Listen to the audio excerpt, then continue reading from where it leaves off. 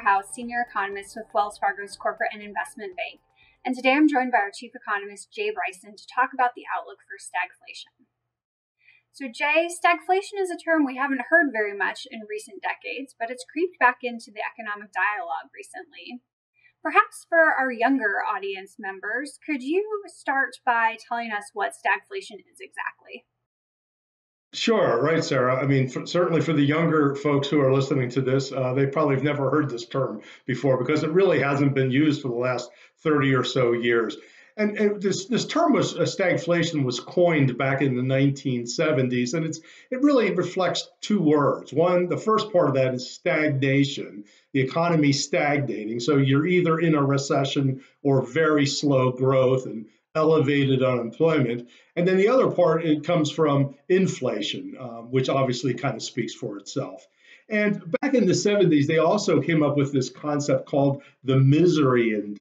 Okay? That doesn't sound very good, and it's not, because it's the combination of the unemployment rate and the inflation rate.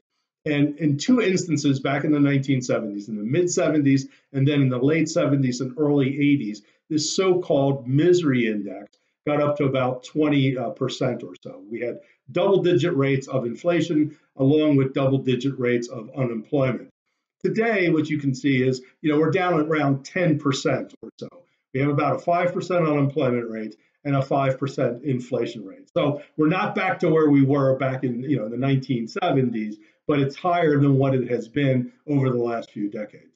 Well, what were the conditions that led to the misery index jumping so high during that period to begin with? Yeah, that's a great question. And really what it boils down to is the two oil shocks that we saw in the 70s. The first was in 1973. The price of oil essentially went up about three times in the course of just a few months or so. And oil was a very major input into the economy back then. And so it really hurt businesses. Industrial production in the country tanked, and that caused the unemployment rate to spike higher. Also, because oil was highly used by consumers, it caused the inflation rate to jump higher as well. And one other factor here was back in the 1970s, you had much more union power than you do today. Many of these union workers had so-called cost of living adjustment increases in their wages. And so what happened was their wages were automatically indexed to the inflation rate. So prices went higher, which pushed wages up, which then fed back into prices, and you kind of had this upward spiral. Not only did that happen in 1973 with the first OPEC oil shock, but with the Iranian Revolution, it happened again in 1979. So, Sarah, I mean, this sounds like ancient history, to many of our readers here. Are there signs of stagflation today, and should we worry about it? Well, I think maybe it would be useful to take that in two parts. So let's start with the stagnation side of that. So when we look at the outlook for GDP growth, we are expecting growth to slow both in the quarter that just wrapped up, as well as the next couple quarters compared to what we saw in the first half of 2021. Now, in some ways, this was inevitable. So we saw growth of close to 6.5% in the first half of this year.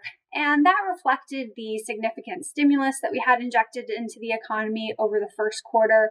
And it also reflected the fact that we were starting from a much lower base of activity. And so in some ways, this slowdown was bound to happen at some point. But I'd highlight that we're still expecting the economy to grow comfortably above its trend. So if you look at the financial position of households, state and local governments, even the corporate sector, all of those remain very strong right now, which is supportive of growth continuing at a really strong pace over the next couple quarters. And that should also be enough to help drive the unemployment rate lower. So right now we're at 4.8% unemployment, but we think that that'll get closer to about 4% by the end of next year. So that's a pretty marked difference between what we saw in the 1970s and what we're seeing today is just the overall tightness of the labor market and expectations that we should continue to see the unemployment rate drop.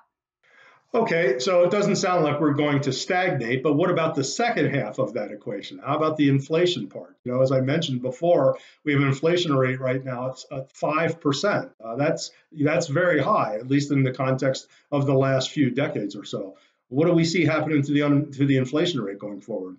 Well, this elevated period of inflation is going to persist for a while yet. In fact, we think inflation might actually climb a little bit higher over the next quarter or two. And part of that reflects the fact that we are still seeing these supply chains completely knotted right now. So, for example, we saw the number of ships awaiting to anchor at the ports of LA and Long Beach actually climbed a new record high in September. You're seeing other ports across the country also having ships awaiting anchor. And so there's really no end in sight in the near term to these bottlenecks.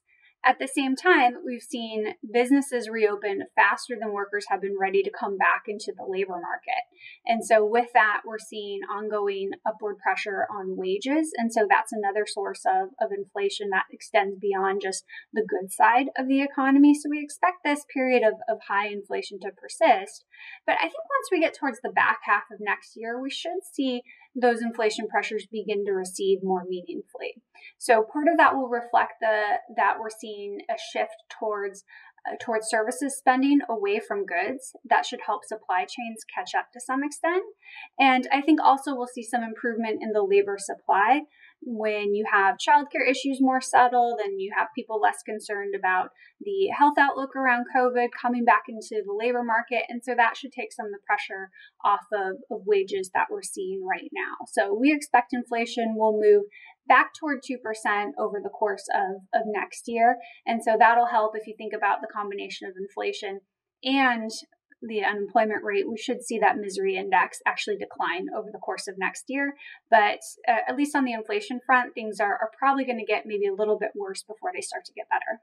Okay, well, thanks for that, Sarah. As Sarah just mentioned, we expect that this inflation rate will kind of persist here, at least for the next few months or next few quarters or so. So it doesn't seem like this story is going to go away anytime soon. So we'll definitely be keeping an eye on it, and as our thoughts evolve, we'll continue to keep you updated. Thank you very much for joining us today.